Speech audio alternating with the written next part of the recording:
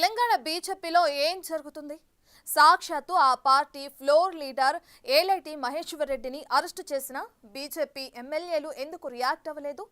Assembly ముందు BJYM ఆందోళన చేస్తుందన్న సమాచారం ఎమ్మెల్యేలకు తెలీదా? బీజేపీకి ఉందే 8 మంది ఎమ్మెల్యేలు, వారి మధ్య కూడా సఖ్యత లేదా?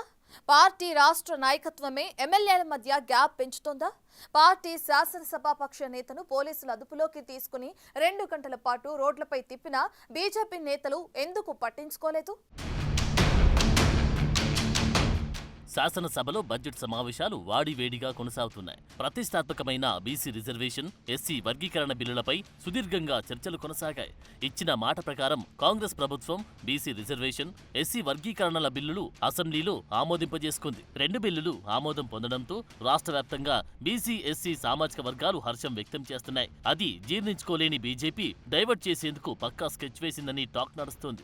ఈ వ్యూహంలో భాగంగానే సెంట్రల్ యూనివర్సిటీ భూముల అంశాన్ని తెరపైకి తీసుకొచ్చేందుకు టాక్ నడుస్తోంది. ప్రభుత్వం ఏదో చేస్తుంది, ఏదో జరిగిపోతుంది, ఎవరో భూములను కొట్టేస్తున్నారంటూ అసెంబ్లీ ముందు నిరసనకు ప్లాన్ చేసింది కమలం పార్టీ. ఈ నిరసన కార్యక్రమంతో పార్టీలోని విభేదాలు మరోసారి బహిర్గతమయ్యాయి.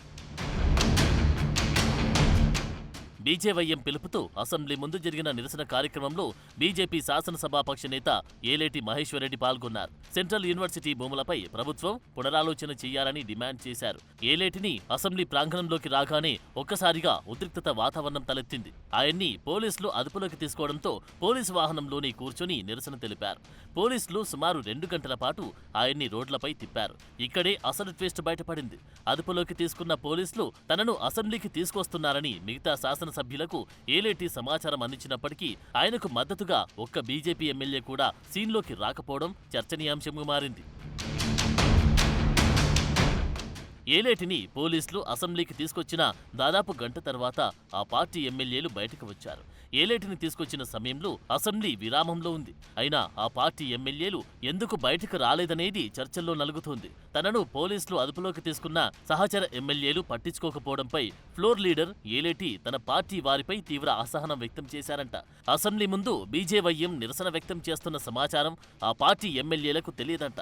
అంతేకాదు అసెంబ్లీ ప్రాంగణంలో పోలీసు వాహనంలో నిరసన తెలుపుతున్న ఏలేటికి మద్దతుగా గంట తర్వాత 5 ఎమ్మెల్యేలు మాత్రమే వచ్చారు. పైడి రాకేష్ రెడ్డి, కాటిపల్లి వెంకటరమణారెడ్డి అసెంబ్లీలో ఉండి కూడా బయటకు రాలేదు. బీజేవైఎం అసెంబ్లీ ముట్టడి చేస్తుందని ఏలేటికి తప్ప మిగతా ఎమ్మెల్యేలకు ఎందుకు తెలియదు? పార్టీ నాయకత్వంతో ఎమ్మెల్యేలకు గ్యాప్తో పాటు ఎమ్మెల్యేల మధ్య కూడా సఖ్యత లేదని అసెంబ్లీ సాక్షిగా వెలుగు చూడడం కాషాయ శ్రేణులకు మింగుడు పాడడం లేదంట. ఎమ్మెల్యేలకు రాష్ట్ర నాయకత్వం సహకరించడం లేదా అనే సందేహాలు పార్టీ నేతలను వేధిస్తున్నాయట.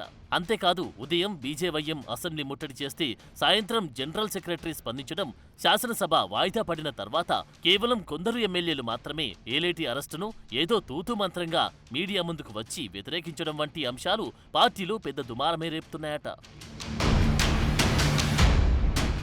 బీజేవైఎం చేసిన ముట్టడికి ఏలేటి మద్దతు తెలిపితే బీజేపీ సీనియర్గా తీసుకోకపోవడం, ఎంపీలు ఎవరూ ఏలేటి అరెస్టుపై కానీ 2 గంటలు ఆయన్ని పోలీసులు రోడ్లపై తిప్పినా ఏ ఒక్కరూ స్పందించకపోవడం ఇప్పుడు పొలిటికల్ సర్కిల్లో హాట్ టాపిక్ గా మారింది.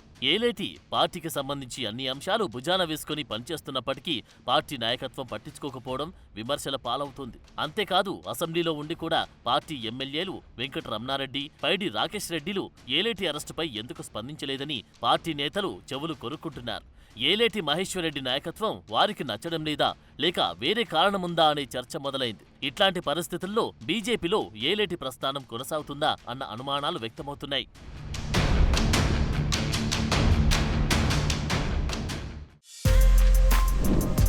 For more videos like this, subscribe Big TV channel.